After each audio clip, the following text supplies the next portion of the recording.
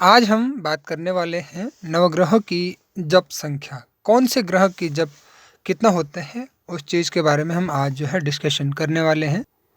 जब भी हम किसी ग्रह को बल प्रदान करने का प्रयास करते हैं या फिर कोई ग्रह हमारी कुंडली में पीड़ित अवस्था में होते हैं, या अगर हमें किसी ग्रहों से संबंधित कार्य करना है तो उसके लिए आप नवग्रह का जप करवा सकते हैं, जिस भी ग्रह का आपको जप करवाना है।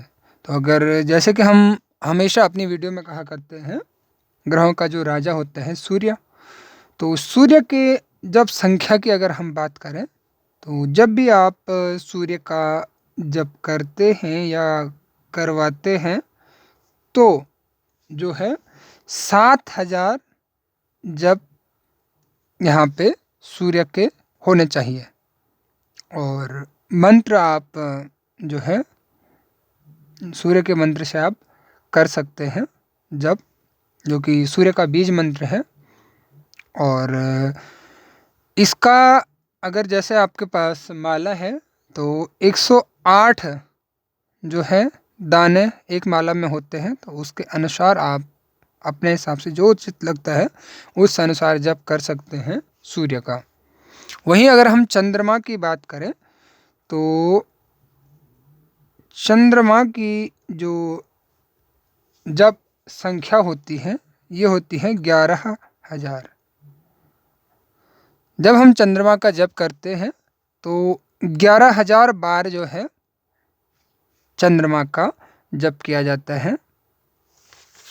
तो 108 दाने वहाँ पे माला के हो गए, और उस अनुसार जो भी आपका बनता है उतने माला आप यहाँ पे कर सकते हैं। 11,000 मंत्र। तो यहाँ पे एक बात नोटिस करने वाली है कि आप जो है अगर आपके पास माला है 108 दानों की, तो उससे आप जो है जप कर सकते हैं। और या तो जो है एक बड़ी माला भी आती है, और अगर बड़ी माला आपके पास उपलब्ध नहीं रहती है तो आप इस अनुसार कर सकते हैं। कई लोगों के पास बड़ी माला रहती है। प्रत्येक ग्रह का जो जप संख्या होती है उस अनुसार भी जो है मालाएं रहती हैं, लेकिन सामान्यतः 108 दानों वाली माला जो है, वैसे तो 109 रहती है, लेकिन जो हम मंत्र जप करते हैं तो 108 मंत्रों का जप उसमें होता है। अब हम यहाँ पे बात कर लेते हैं मंगल की। मंगल ग्रह का अगर आपको जप करना है तो ये जो है 10,000 संख्या जप की होनी चाहिए। जब भी आप मंगल ग्रह का जप करेंगे तो उनकी संख्या जो है 10,000 होनी चाहिए मंत्रों की। और यहाँ पे भी वही है, माला के अनुसार आप जो है जप कर सकते हैं या करवा सकते हैं। बुध की अगर यहाँ पे बात करें तो बुध का जो जप संख्या होती है ये होती है 9,000। तो जब भी आप बुध का जप करवाते हैं तो ये जो है 9,000 मंत्र जप में माने जाते हैं। और बृहस्पति की अगर हम बात करें, बृहस्पति ग्रह का अगर आप जप करवा रहे हैं तो इसमें जो है 19,000 जप किए जाते हैं बृहस्पति के।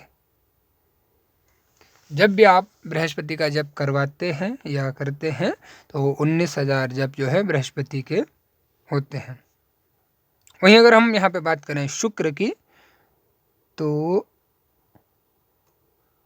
शुक्र का अगर आप जप करवा रहे हैं तो इसमें मंत्रों की संख्या 16,000 होनी चाहिए।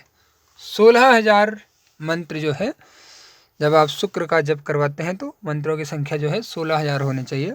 और माला के अनुसार आप जितने माला हो सकती है उस हिसाब से आप कर सकते हैं। टोटल जो है 16,000 उनका होना चाहिए जप।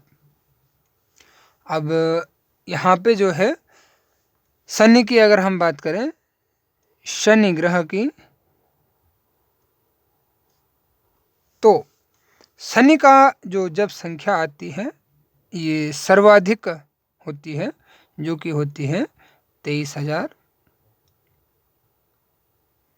शनि ग्रह एक ऐसा ग्रह है जिसके अगर आप जप कर रहे हैं तो ये जो है सर्वाधिक माना जाता है इसको कि 23,000 जो है ये जप होता है। सभी नवग्रहों में से सर्वाधिक जो जप संख्या होती है ये जो है शनि की होती है। राहु की यहाँ पे बात कर लेते हैं। राहु की अगर आप जप कर रहे हैं या करवा रहे हैं तो जप की जो संख्या होगी ये होगी 18,000। 18,000 जो है जप की संख्या होगी। तो यहाँ पे आप उस अनुसार जो है जप करवा सकते हैं। केतु यहाँ पे केतु की बात कर लेते हैं। केतु की अगर आप जप करवा रहे हैं या कर रहे हैं तो उसमें जो संख्या होगी ये भी होगी 18,000।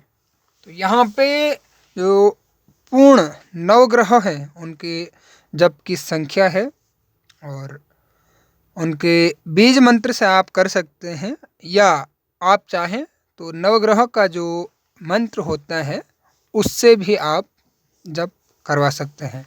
बीज मंत्र अलग होता है और जो सामान्य मंत्र होते हैं वो अलग होते हैं, जो कि प्रत्येक ग्रह का अलग अलग होता है। तो उस प्रकार से आप जो है जप कर सकते हैं।